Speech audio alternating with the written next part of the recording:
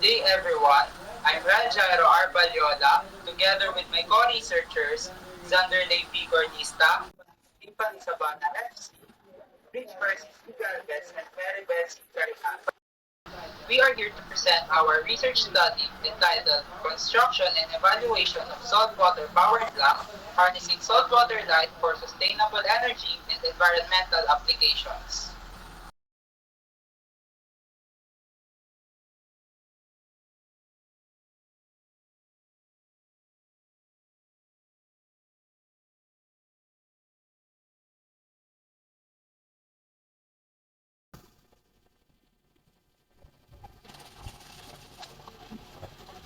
So these are the contents of our presentation.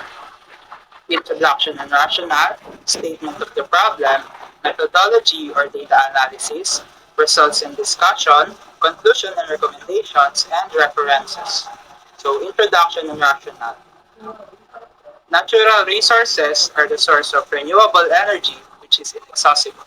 According to McManus in 2020, many of the more than 7,000 islands in the Philippines lack access to electricity. The history of salt begins in ancient times and is closely related to different aspects of human history. According to Bani et al. In 2018, salt monopolies were common in many countries, and salt was utilized as the foundation for taxes and populations. From the ancient Egyptians to the Middle Ages, salt has also been associated with a variety of cultural and philosophical meanings. Our research study entitled Construction and Evaluation of Saltwater, Harnessing Saltwater Light for Sustainable Energy and Environmental Applications, we compare our product to kerosene lamps in terms of their cost effectiveness, quality, availability, and environmental friendliness.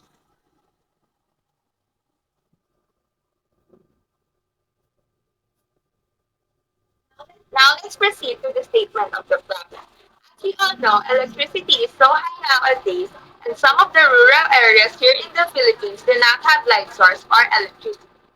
So we, the researchers, want to conduct this study for those who do not have access to electricity and for those who live near the ocean who have easily access to ocean water as an alternative to salt water, making it resourceful and suitable for areas with limited freshwater access.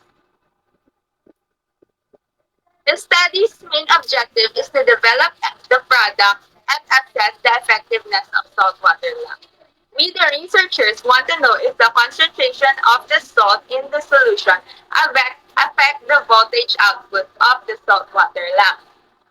We want to know the comparative advantages and disadvantages of saltwater lamps compared to traditional kerosene-powered lamps in terms of cost, sustainability, and efficiency. And lastly, how do variations in environmental factors such as temperature and humidity impact the performance and stability of saltwater lamps as reliable lighting source?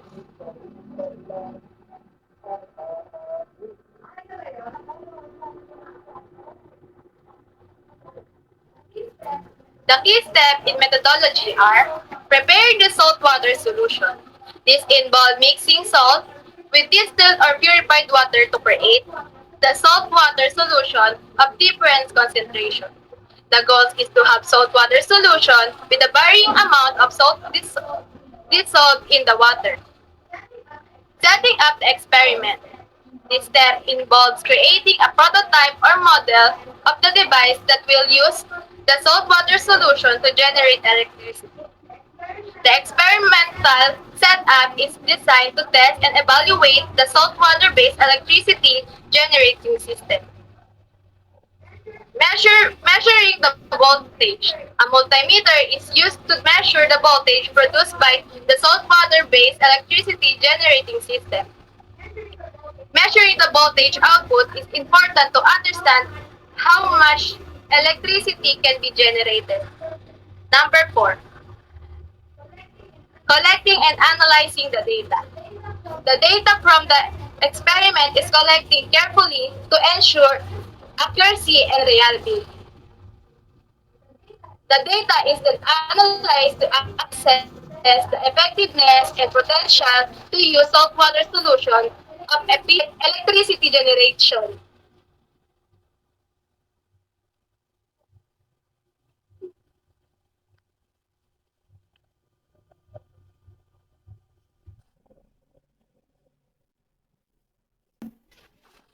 So next, let's look at the key findings from our research data.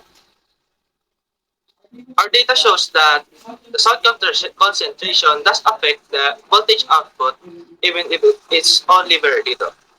This was observed by experimenting for months, and we got our voltage range from 0.70 volts to 0.80 volts.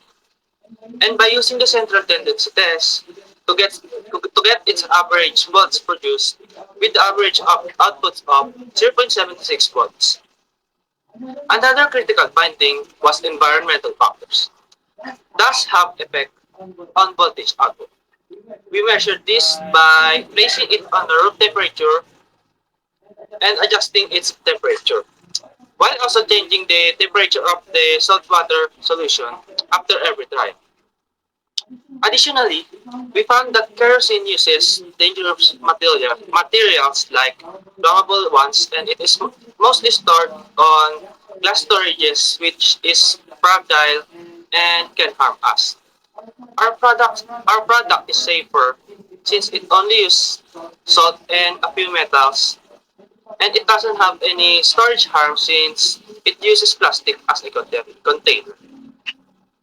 The result showing that a single salt butter cell can only produce 0.76 volts suggests that we would need to create a circuit that can enlarge the number of volts produced.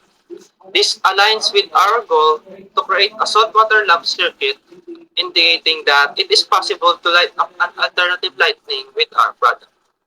The implication of these findings are significant for people who lack lighting and can't afford one.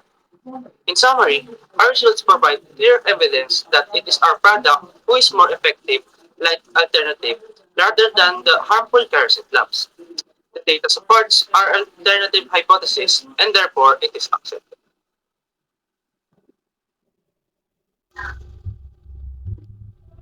Conclusions and recommendations. So in this study, we built and tested saltwater powered lamp that uses the chemical reaction between salt and water to generate electricity for an LED light. So this lamp is made from simple non-toxic materials, making it sustainable and affordable lighting option. Our result shows that the lamp provides enough light for practical use, especially in the areas without reliable electricity. The saltwater lamp supports environmental sustainability by reducing fossil fuel use and has the potential to improve lives in underserved communities by offering a safe, eco-friendly lighting source. This can enhance education, safety, and overall well-being. And our next slide is all about references.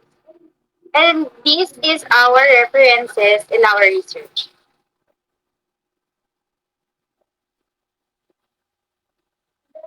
And that concludes our research presentation. Thank you.